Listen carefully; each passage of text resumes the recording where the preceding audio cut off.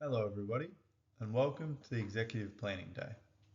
Today, I'll be taking you all through some key tools that us economists use to define the health of the economy and how we use them to guide our decisions within our organisation.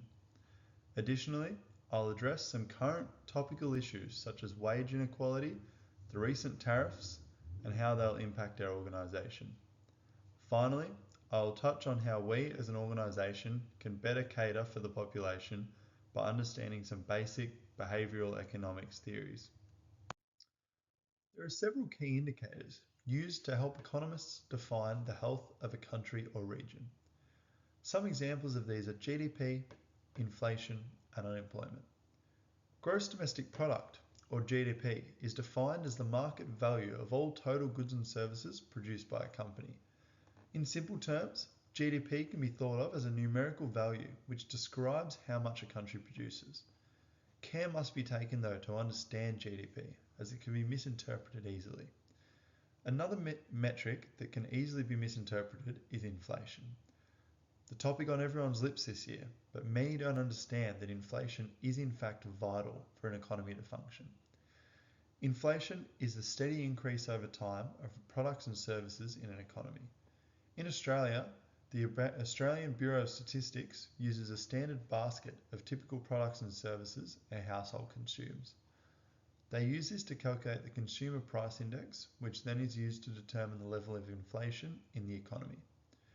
A steady rise of somewhere around 3% is said to be a healthy economy.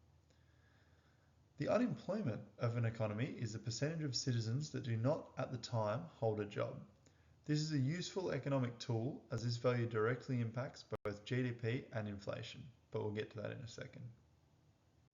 GDP, inflation, and unemployment rates all have an impact on each other, and it's important to not look at one without looking at the others. Typically, unemployment rates and GDP have an inverse relationship. This makes sense. If we produce less, the demand for our product must be lower also. If our demand for product is lower, we do not need as many workers to produce. This results in a rise in unemployment. The same is true for the opposite. As GDP rises, the amount of workers needed in the economy increases, so unemployment falls. Inflation and GDP have a direct relationship. If inflation is steadily rising, it is said the economy is in expansion. When in expansion, GDP is also steadily increasing. So how do these indicators affect our organisation? Well, we pay worker salaries. The state of the economy dictates the amount workers demand to be remunerated, but it also dictates the amount we are able to pay them. If the economy is in a recession, we're in a state where we as a business cannot afford to pay the worker what they are worth, so we may have to lay workers off to cover our own costs. If the economy is in a state of high inflation, the business may be profiting, but workers will demand more and more to pay for rising costs of living. Additionally, if the economy is in a recession, what we produce will also be worth much less, so we will not be able to earn as much money. The recent tariffs imposed by Donald Trump on the import of goods and services to the US will have varying effects worldwide. However, as can be seen in the above graphs, the tariffs imposed by Trump will affect both Australia and the USA differently. Australia relies on exports. However, as it stands, the US only makes up 4% of Australia's net exports. Regardless, the tariffs will impact certain industries, such as the beef industry. This will result in a slight reduction in demand for Australian exports, which will shift the aggregate demand curve to the left. It is likely that this will not leave a lasting impact, however, as the affected industries will turn to other avenues to sell their product. The US, on the other hand, will see the most effect in the short run. The sudden imposition of the tariffs will see a supply squeeze, causing a shift to the left in short-run aggregate supply. This will increase prices for the consumers and further reduce their willingness to spend. However, in the long run, the aggregate supply should return to normal as more US-based firms and businesses are able to offer competitive pricing.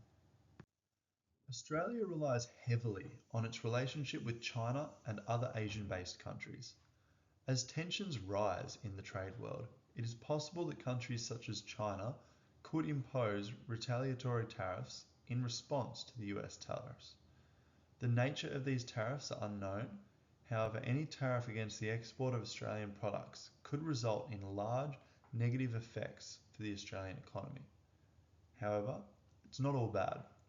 The current tariffs imposed by Trump open avenues with other countries. For example, a free trade agreement with the EU has long been discussed. Rising trade tensions could be reason to give the agreement the final push. This would benefit the Australian economy largely, which would have a direct flow-on effect to our organisation. The import of goods such as machinery and tools could be made much less expensive, directly reducing the costs to run our organisation, allowing us to divert funds to other necessary areas. In the past, economists traditionally thought of people as rational. Recently, however, it's become necessary to realise that this is not the case. And it's not a bad thing either. Humans are hardwired to not be rational, as it's helped them in situations in the past. For example, prospect theory states that individuals consider the risks associated with losses completely different than the risks that lead to gains. This may have been helpful in the past, but this is not helpful when considering whether to eat healthy or unhealthy foods. Unfortunately, these effects flow on to everyday decision making, which when taken advantage of, can make it very difficult to turn down cheaper, more unhealthy options. Another condition that behavioural economics explores is bounded rationality. It states that without access to complete information, time and willingness, it's hard for a person to act rationally. This is something that I'm sure we can all relate to. If, for example, you've worked late and you've arrived home at 8:30 p.m. You don't have enough food in the pantry to easily make a healthy dinner, so you need to go to the shops. You don't have enough time or patience to go to the shops, come home and cook. So instead, due to your own bounded rationality, you opt to get Uber Eats delivered, which is most likely a much unhealthier option than what you would have otherwise made. Additionally, framing effects make it increasingly difficult to eat healthy. Framing effects such as making healthy foods harder to find in stores, making unhealthy foods super accessible, and others make it a much larger challenge to eat healthy than it is to eat unhealthy.